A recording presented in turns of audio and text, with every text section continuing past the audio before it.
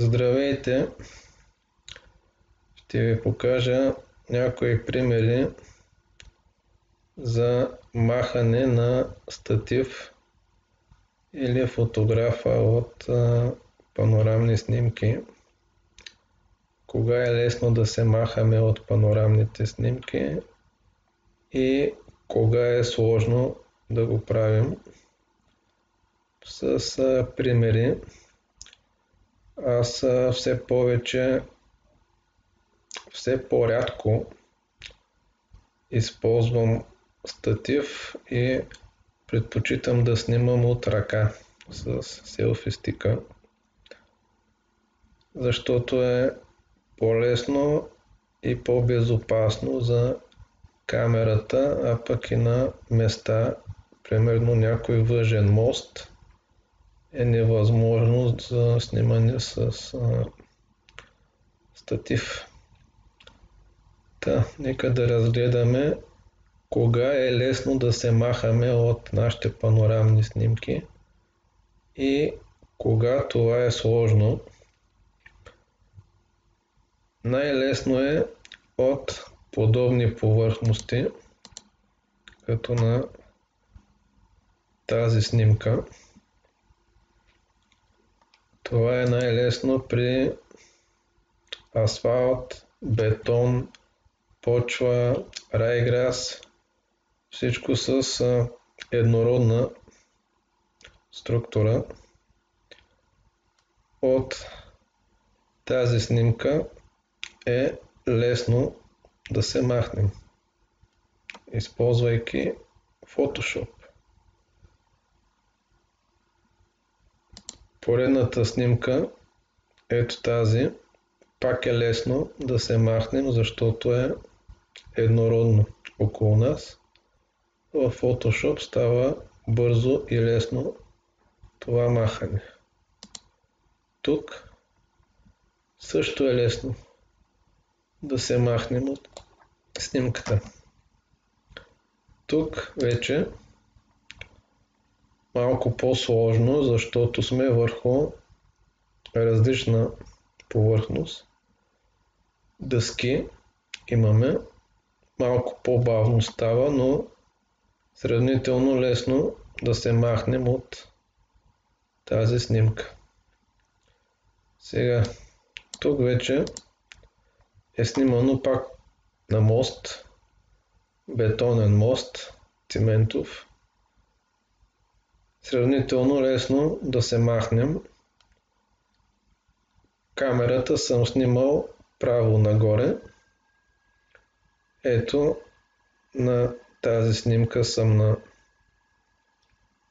моста, на обработената снимка вече ме няма и съответно на завършената панорама го няма снимащия панорамата. Сега, тук това е пример за най-лошото, което може да ви се случи при снимане.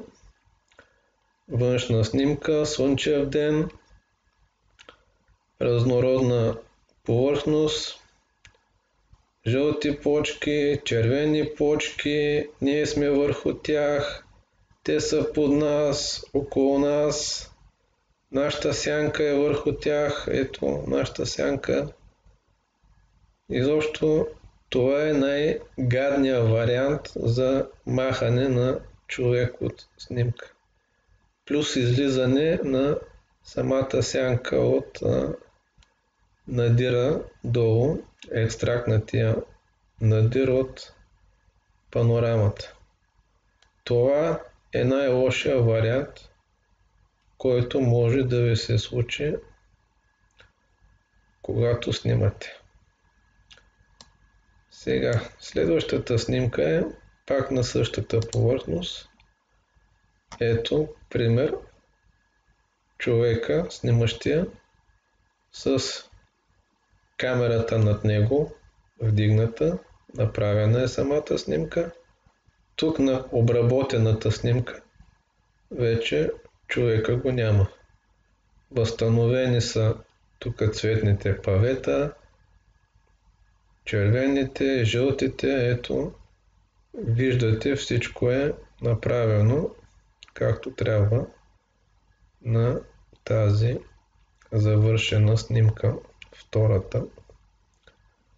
Няма невъзможни неща, въпросът е да знаете кое как се прави и да го правите в Photoshop. Да не се лъжите по разни безплатни програмки, защото безплатното не струва. Там е невъзможно да направите такава манипулация на снимка. Въпросното махане на човека с неговата сянка от подобна повърхност. Тук на следващата снимка, това е вечерна снимка с статив, чиято сянка излиза от нашия надир и трябва да направим два екстракта, за да може да махнем тук статива с излизащата от въпросната снимка сянка. Две снимки са, ето. Това е също лош вариант при снимки и за това, за да не правим две снимки и да не работим на две снимки, тук правим екстракт на надира с наклон. Целта е статива и неговата сянка да са в една снимка. Това е по-лесно за махане ето на статива с тази сянка, която е 5-6 метра. Когато е в една снимка е по-лесно да бъде махнато в Photoshop. Следващия вариант е този. Когато сме пак на мост, само че не снимаме с камерата вертикално, ами камерата е пред нас. Хоризонтално снимаме, за да може да се види и повърхността под самия мост. Въпросното махане на човек пак е направено в Photoshop.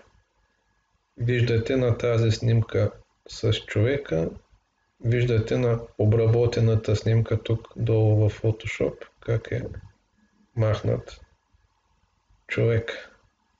Това е сложно да бъде направено, не ви съветвам да снимате по този начин. Снимайте върху лесни повърхности, за да бъде лесно махането в Photoshop, иначе е сложна работа.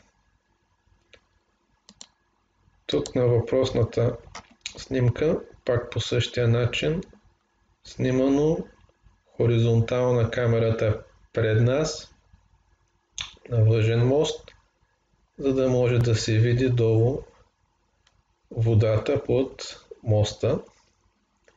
Това е направено пак в Photoshop. Това е вече висш пилотаж.